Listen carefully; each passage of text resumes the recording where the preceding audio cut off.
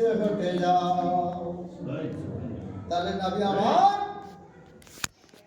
আমার বলেছেন, তোমরা তোমার বৃদ্ধ মাতা পিতা চলে গেছে, তোমরা বৃদ্ধ মাতা পিতার কবরকে জিয়ারত করো। তোমরা মাতা বৃদ্ধ অবস্থায় মাতাকে পেয়েছো, তোমরা মাতাকে লালন পালন করো।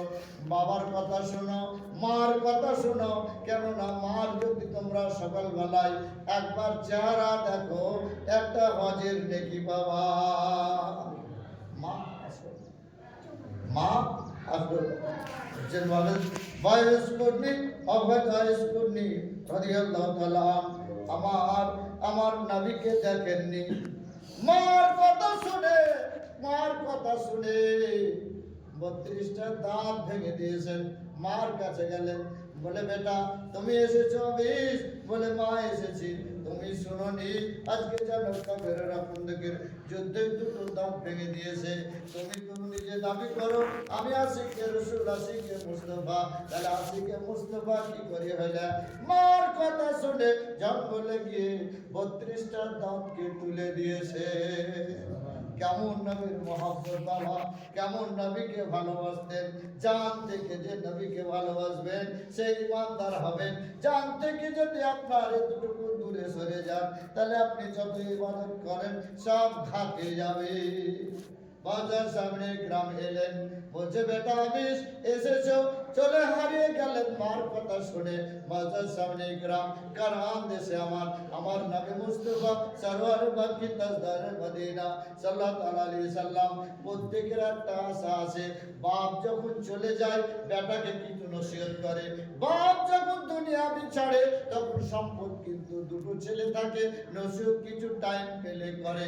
বাজার সামনে গ্রাম, আমার নবী মুস্তাফা সরওয়ার মক্কি তাজদার মদিনা সাল্লাল্লাহু আলাইহি সাল্লাম হযরত আবু বকরকে বসে সাহাবাকে বলতেছেন, ও সাহাবা শুনো দোহাই আবিশ করনি, কোথায় আছে তোমরা? কোথায় আছে এই আমার জুব্বাখানা আর এই লাঠিখানা? তোমরা আবেগ পাগড়িখানা আবেশ করনিকে দিতে চললো। সাহাবা ইকরাম দিতে চললেন। কোথায় পেলেন না? কারণ দেশে নাই। রাখালেরা যে চড়াই বকরি চড়াই তাদেরকে গিয়ে বলছে গো এই দেশে কারণ দেশে কি আবিষ্কুন্ডিক নামে একটা বই আছে। বলছে আবিষ্কুন্ডি নামে দেখিনি, তবে একটা পাগলা আছে। পাগলা আছে, কখনো খায় না, যেন জঙ্গলে থাকে।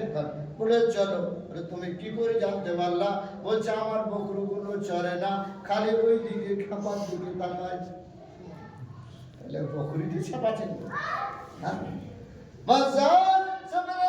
কাছে গিয়ে বলতেছে, ছোট করে বলতে চাইছে আমি, কাছে গিয়ে বলতেছে, বলছে সেটা কি?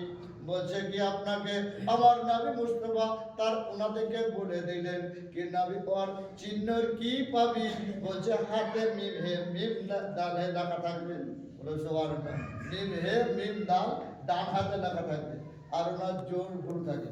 আমি এখান থেকে পাঠালাম পোড়াতলা, যদি বলেন হাসিপুর নামে কজন আছে, তো কজনকে চিনব?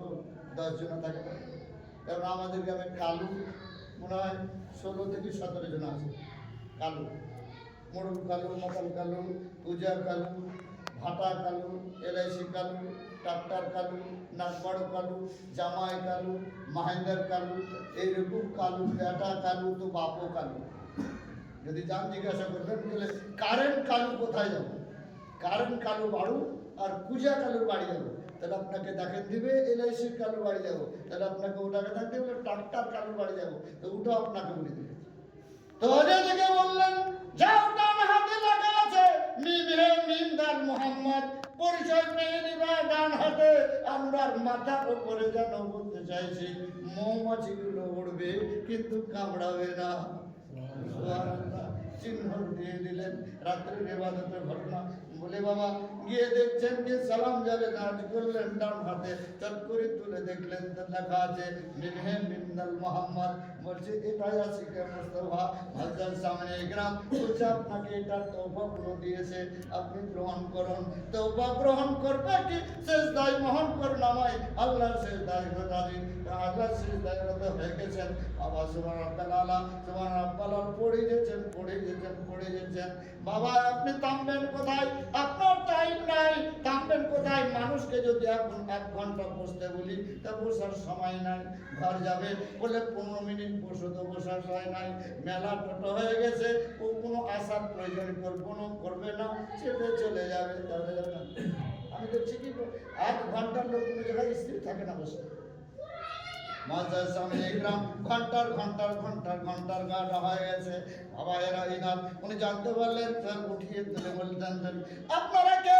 বলছে আমরা আশিকে মুস্তফা ফরাজ আবুবকর সিদ্দিক ওমর ফারুক হযরত শেরে মুশকিল কোথা করার হায়দার। মাজার সামনে গ্রাম বহু কিতাবে বাপের পথ পাবেন। মাজার সামনে গ্রাম বলছে আপনারা কি আশিকে মুস্তফা? আপনারা একবার হাঁ করে দেখান তো, আপনাদের 32টা দাঁত আছে। আমি তুলে হাঁ করে দেখালেন তো 32টা দাঁতের মধ্যে একটাও নাই। বলেন সুবহানাল্লাহ। এটুকু আপনাদেরকে দিতে পারতো, আপনাদেরকে দিতে পারতো, আপনাদেরকে দেয় নাই। আমার মুহূর্ত হলো আমার নবী মুস্তাফা আমার কাছ থেকে উঠে গেলেন। বলেন সুবহানাল্লাহ। মাজার সামনে গ্রাম এর নাম আবিষ্কার নেই। জঙ্গলে যতটা বনি ইসরাইলের ভেড়া আছে, ওই ভেড়ার লোম আছে। আল্লাহ পাক পরওয়ারদিগার বেনিয়াজ এই সেজদার বদৌলতে আমার নবী মুস্তাফা রাসূলতে ওই ভেড়ার 3 ভাগের 1 ভাগ লোমের সমতুল্য উম্মতিকে আল্লাহ মাফ করে দিলেন। এরই ওই রাতটা চলে গেল। মাজার সামনে গ্রাম এইভাবে যদি আপনি ইবাদত করেন, আপনি নিজে নিজেই বুঝতে পারবেন শরীরের তাকওয়া কি। আপনি নিজে নিজে বুঝতে পারবেন শরীর কোন দিকে যাচ্ছে। আপনি নিজে নিজে নিজেই বুঝতে পারবেন আত্মা কোন দিকে যাচ্ছে। বাবা এরই নাম আশিকে মুস্তাফা, আশিকে মুস্তাফা। যদি ওই রকম ভাবে বডি খানা চলে যায়, আপনার কবরে বডি খানা যায়, নাকির মানকির তো দূরের কথা, আপনার বডি খানাতে কিড়া তো দূরের কথা। হাদিসকে তুলে দেখেন, ইন্নাল্লাহর রহমান আলাদ আনতাকুল্লাহ সাল্লাল্লাহু আম্বিয়া ওয়া নবিয়ুল্লাহ হাইয়ুন ইয়ারজুকু। আপনার বডি খানাকে আম্বিয়াকে আলমিয়ার জিসিমকে আল্লাহ বলেছেন জমিনের মধ্যে খাবে না, খাবি না, স্পষ্ট করবে না। আম্বিয়ার যদি জিসিমকে না খায়, আউলিয়ার যদি জিসিমকে না খায়, ইমামের জিসিমকে না খায়, আরে নবীকে মাননেওয়ালা আহলে সুন্নাত আশিকে মুস্তাফার এদের জিসিমকে খাবে না। খাবে? দেখতে পাবে না। আখির দরিয়া